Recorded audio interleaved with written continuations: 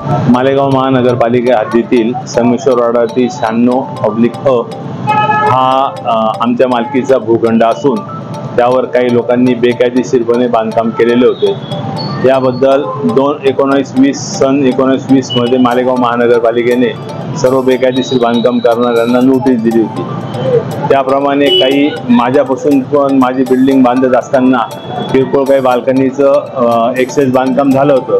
त्याला मला मालेगाव महानगरपालिकेने सुधारित बांधकाम परवानगी घेताना ते करता येईल असं मला एक पत्र पण देण्यात आलेलं होतं। परंतु ही जवळपास 19/20 पासनं माननीय उच्च न्यायालयामध्ये याची केस चाललेली होती। सदरची केस चाललेली असताना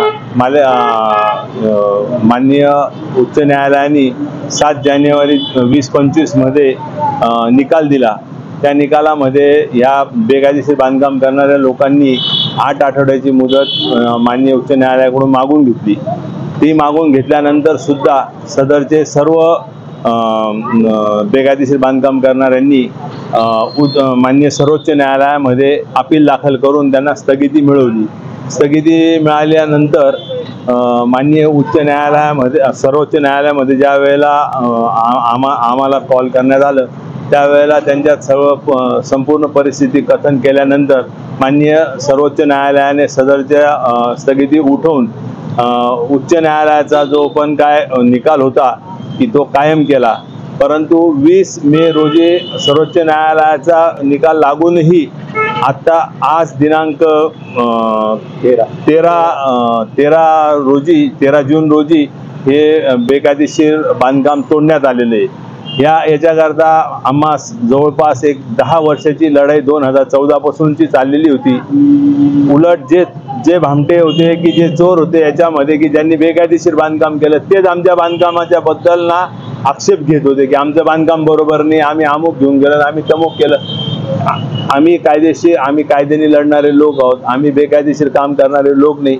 ज्या वेळेला उच्च न्यायालयाने आम्ही केलेल्या बेकायदेशीर बांधकामाच्या बद्दल ज्या वेळेला आम्हाला सांगितलं त्यावेळेला निकाल लागल्याच्या दुसऱ्या दिवशी मी स्वतःहून तुम्ही इथे बघू शकाल की समोरच्या बाजूची बाल्कनी आम्ही स्वतःहून तोडून घेतलेली। आम्हाला जे पण काय कायद्याच्या प्रक्रियेने काम होणार आहे तेच आम्हाला काम करून पाहिजे। आम्हाला भरपूर वेळा आम्ही कंटेम्प्ट पिटिशन दाखल केले तरी सुद्धा आज तुम्ही जर बघणार तर पेट्रोल पंपाच्या मागची जी बेकायदेशीर भिंत आहे त्यांनी जो खड्डा खोदून त्यामध्ये ज्या पेट्रोल डिझेलच्या टाक्या टाकल्या त्या सुद्धा आज तगायत तिथे जशाच्या तशा पडलेल्या आहेत। याच्यावर मालेगाव महानगरपालिका उचित ती कारवाई करणार आहे असं मला आज सांगण्यात आलेलं आहे। जर त्याच्याप्रमाणे कारवाई नाही झाली तर मला न्यायालयाचे दरवाजे सदैव उघडेच आहेत आणि ही जी कारवाई केली याच्याबद्दल मी समाधानी आहे। आणि याच्यामुळे मालेगाव शहरात किंवा तालुक्यामध्ये बेकायदेशीर बांधकाम करणाऱ्यांना आळा बसेल। कारण बेकायदेशीर बांधकाम स्वतः करून स्वतः शिरदोरी करून जर कधी काही दुसऱ्याचं बांधकाम बेकायदेशीर आहे याचप्रमाणे मालेगाव महानगरपालिकेच्या एरियामध्ये जे पण माझे बांधव आहेत की जे बांधकाम व्यावसायिक आहेत यांच्यावर पण हा ब्लॅकमेलिंगचा धंदा यांचा सगळ्यांचा चालू आहे। याला कुठेतरी आळा बसायला पाहिजे म्हणून मालेगाव महानगरपालिकेने याच्यावर त्वरित लक्ष देण्यात यावे अशी मी तुमच्या माध्यमातून मी माननीय आयुक्त यांना मी विनंती करतो। हे 2014 पासून चाललेलं आहे। हे अतिक्रमण जवळपास 20 ते 25 वर्षापासून त्यांनी अतिक्रमण नसून ते बेकायदेशीर बांधकाम आहे। त्यांनी काही लोकांनी अतिक्रमण करून बेकायदेशीर बांधकाम केलेलं आहे। याच्यापैकी कोणी आमचा भाडेकरू पेट्रोल पंपाला सुभाषचंद्र रतिलाल म्हणून जे होते त्यांना 1975 मध्ये आमचे जे पूर्वज होते त्यांनी जागा भाड्याने दिलेली होती।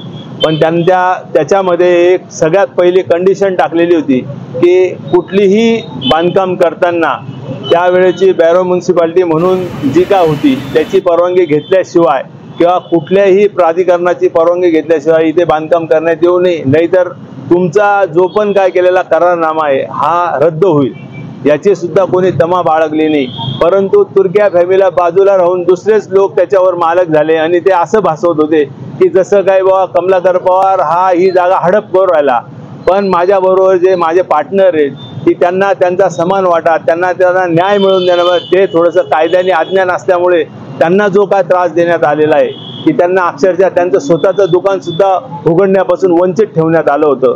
परंतु ह्या सगळ्या गोष्टीला एकच मी म्हणेल की सत्याचा विजय होतो आणि कायद्याचा पण विजयच होतो, की काही खोटं काम करून कुठलंही काम होत नाही याची सर्वांना याच्यामुळे कमीत कमी चपराक तरी बसेल.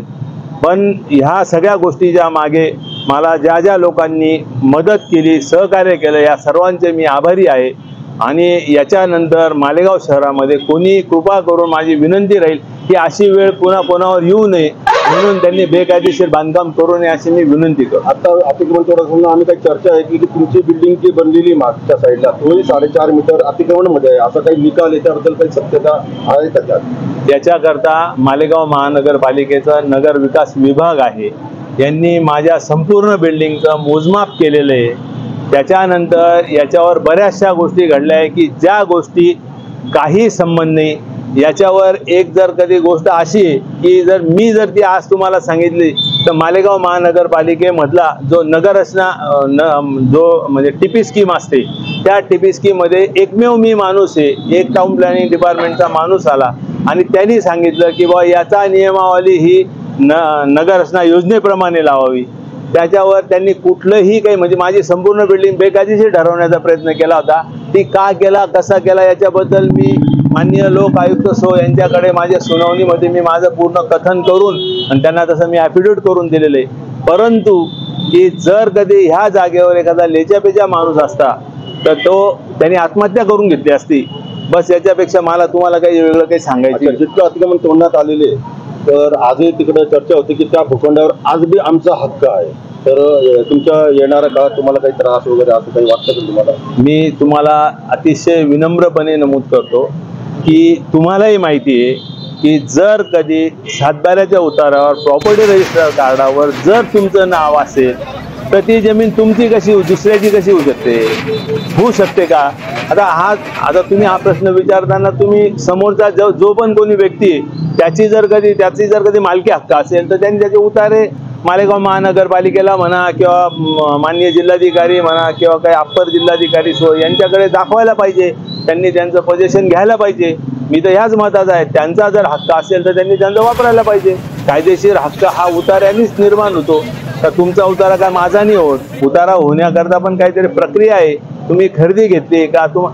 तुमच्याकडे 2021 मध्ये माननीय जो पण इंडियन ऑइल पेट्रोलियमच्या याचं माझ्याकडे पत्र आहे की त्याच्यामध्ये लिहिलेलं आहे की 19 वर्ष 11 महिन्याचा जर तुमच्याकडे करार असेल किंवा जर तुमच्याकडे जमिनीच्या खरेदी खताचा जर कधी तुमच्याकडे नक्कल असेल ती तुम्ही सादर केल्यावरच तुमच्या नावाने पेट्रोल पंप होऊ शकतो. आज तर काय तो पेट्रोल पंप कोणाच्या नावावर झालेला नाही, तो सुभाषचंद्र रतिलाल या फर्मच्याच नावाने विनाकारण कुठल्याही अफवा उठवून लोकांचा गैरसमज निर्माण करण्याचा प्रयत्न करू नये.